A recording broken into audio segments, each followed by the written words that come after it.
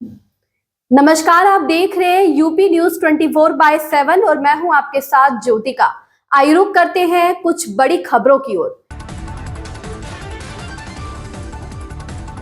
केंद्र सरकार ने बुधवार को लोकसभा में वक्फ संशोधन विधेयक पास करा लिया। सरकार को एनडीए के सभी घटक दलों का जबरदस्त समर्थन मिला और विधेयक के पक्ष में 288 सांसदों ने वोट किया, वहीं इसके विपक्ष में 232 वोट मिले। इसके साथ ही विधेयक के राज्यसभा में जाने का रास्ता साफ हो गया।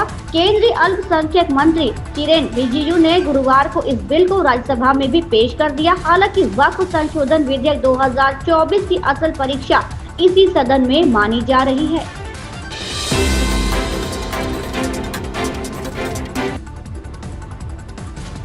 ट्रंप ने अपने व्यापारिक साझेदारों पर 10% से 49% तक का जवाबी टैरिफ लगाने का ऐलान किया है। अमेरिका ने इस कड़ी में भारत पर भी 26% टैरिफ लगाने का ऐलान किया है।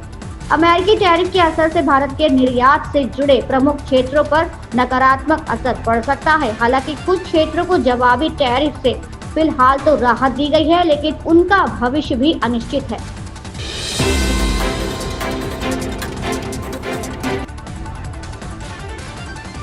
संसद के उच्च सदन राज्यसभा में गुरुवार को वक्फ संशोधन विधेयक पेश किया। इससे पहले लोकसभा ने बुधवार रात करीब 1 बजे वक्फ संशोधन विधेयक बहुमत से पारित कर दिया था। विधेयक के पक्ष में 288 जबकि विरोध में 232 मत पड़े थे।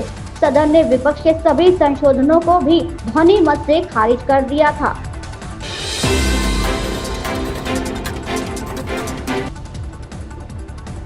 लोकसभा में पारित वक्फ संशोधन विधेयक पर उत्तर प्रदेश के मुख्यमंत्री योगी आदित्यनाथ ने कहा, कुछ लोग नहीं चाहते थे कि प्रयागराज जैसी पौराणिक जगह को उसकी पहचान मिले, क्योंकि उनके लिए उनका वोट बैंक महत्वपूर्ण था।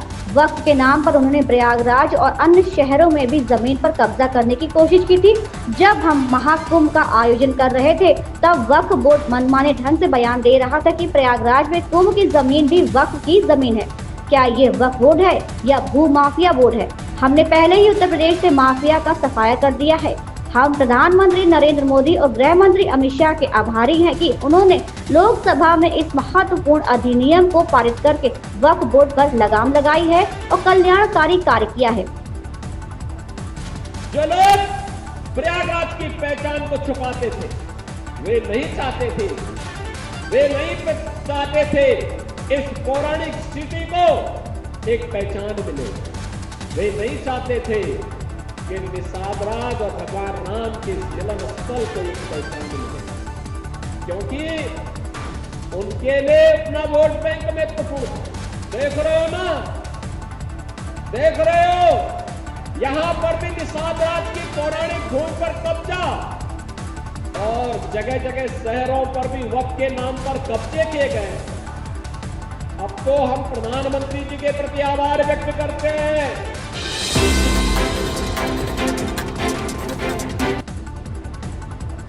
अमेरिकी राष्ट्रपति डोनाल्ड ट्रंप की ओर से भारत पर लगाए गए 26% टैरिफ को लेकर विपक्ष ने सवाल उठाने शुरू कर दिए हैं। लोकसभा में गुरुवार को कांग्रेस नेता राहुल गांधी ने टैरिफ का मुद्दा उठाया। उन्होंने कहा कि टैरिफ हमें तबाह कर देगा। सरकार इस मुद्दे पर क्या कर रही है? उन्होंने एलएसी की स्थिति का भी मुद्दा उठाया। वित्त मंत्री निर्मला सीतारमण ने बताया कि पीपीएफ खातों के लिए नामांकित व्यक्तियों के विवरण अपडेट करने से जुड़े किसी भी शुल्क को हटाने के लिए 2 अप्रैल 2025 के राजपत्र अधिसूचना के माध्यम से सरकारी बचत संवर्धन सामान्य नियम 2018 में आवश्यक बदलाव किए गए हैं।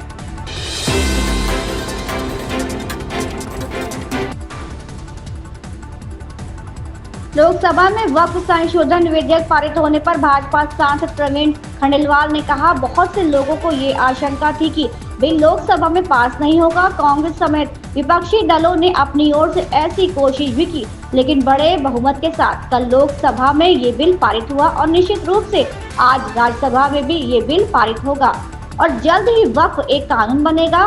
कल गृह मंत्री अमित शाह ने एक आशंका का जवाब दिया, जिससे विपक्ष का वो नैरेटिव ध्वस्त हो गया जो पूरे देश में बना रहे थे।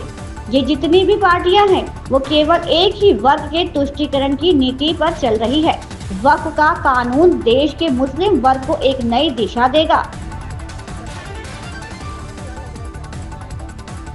देखिए, बहुत से लोगों को ये आशंका थी कि बिल लोकसभा में पास नहीं होगा और कांग्रेस समेत विपक्षी दलों ने अपनी तरफ से पूरी कोशिश करी, लेकिन बड़े बहुमत के साथ कल लोकसभा में ये बिल पारित हुआ और निश्चित रूप से आज राज्यसभा में भी ये बिल पारित होगा और जल्द ही वक्त एक कानून बनेगा। कल जिस प्रकार की बहस वहाँ पर हुई और जिस प्रकार से माननीय गृह मंत्री श्री अमित शाह जी ने एक एक आशंका का जवाब दिया।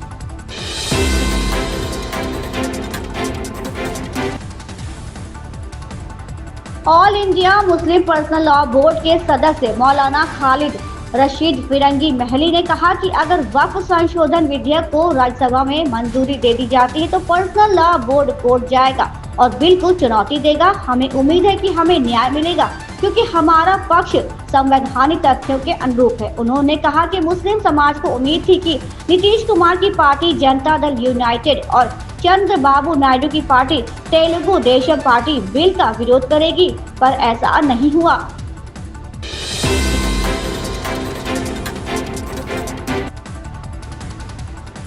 कांग्रेस अध्यक्ष मल्लिकार्जुन खड़गे ने गुरुवार को राज्यसभा में भाजपा सांसद अनुराग ठाकुर के आरोप का जोरदार जवाब देते हुए कहा, झुकूंगा नहीं। दरअसल ये डायलॉग अल्लू अर्जुन की ब्लॉकबस्टर फिल्म पुष्पा से प्रचलित हुआ था। भाजपा सांसद ने आरोप लगाया कि वक्फ जमीन हड़पने के मामले में कांग्रेस अध्यक्ष भी आरोपी हैं। इस पर पलटवार करते हुए खड़गे ने फिल्मी अंदाज में कहा कि वो राजनीतिक हमलों के आगे नहीं झुकेंगे।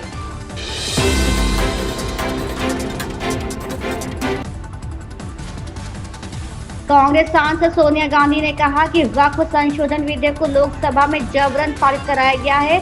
एसपीपी की बैठक में बोलते हुए सोनिया ने कहा कि पार्टी प्रस्तावित एक राष्ट्र एक चुनाव विधेयक का भी विरोध करेगी। उन्होंने इसे संविधान को नुकसान पहुंचाने का एक और प्रयास करार दिया।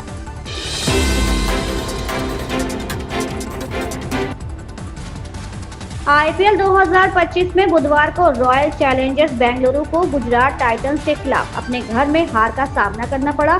170 रन के लक्ष्य को शुभमन गिल की टीम ने 8 विकेट रहते हासिल कर लिया। बेंगलुरु की ये इस सीजन की पहली हार रही। सबसे खास बात इस मैच में विराट कोहली के बल्ले का खामोश रहना रहा।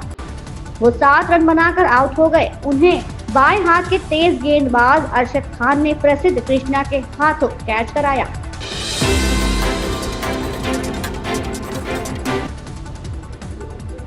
शिवसेना प्रमुख उद्धव ठाकरे ने गुरुवार को केंद्र की मोदी सरकार पर कटाक्ष किया। कोर्ट ने कहा कि वक्फ संशोधन विधेयक पर चर्चा के दौरान भाजपा और उनके सहयोगियों की ओर से दिखाई गई चिंता पाकिस्तान के संस्थापक मोहम्मद अली जिन्ना को शर्मिंदा कर देगी। लोकसभा से विधेयक पारित किए जाने के कुछ घंटों बाद यहां एक संवाददाता सम्मेलन में उन्होंने कहा कि उनकी पार्टी विधेयक पर भाजपा के कपटपूर्ण रुख और जमीन छीनकर अपने उद्योगपति मित्रों को देने की उसकी चाल का विरोध करती है।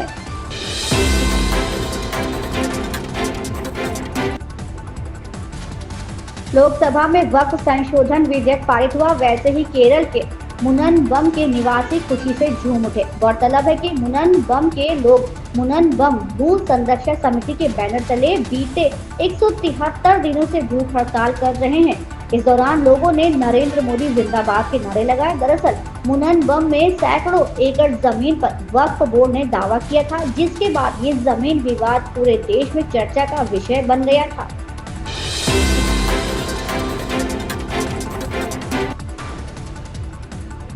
अमेरिका के जवाबी टैरिफ को लेकर केंद्र सरकार में मंथन शुरू हो गया है।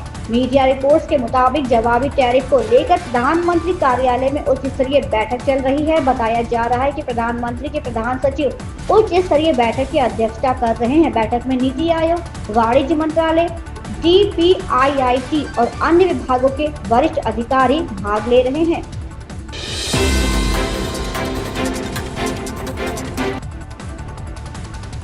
इंद्रनील सेनगुप्ता और बरखा बिष्ट अब शादीशुदा जिंदगी में नहीं है। साल 2022 में दोनों ने अपनी शादीशुदा जिंदगी को खत्म कर तलाक ले लिया। बीते दिनों बरखा ने एक इंटरव्यू में अपनी निजी जिंदगी को लेकर कई बातें शेयर की। इस दौरान उन्होंने इंद्रनील के साथ अपनी शादीशुदा जिंदगी का भी जिक्र किया।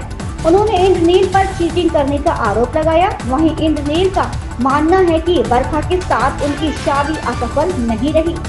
इन खबरों में बस इतना ही। बने रहिए यूपी न्यूज 24/7 के साथ। अगर आपको ये खबर पसंद आई हो तो हमारे चैनल को लाइक, सब्सक्राइब और शेयर करें और हमें अपनी राय कमेंट में जरूर बताएं।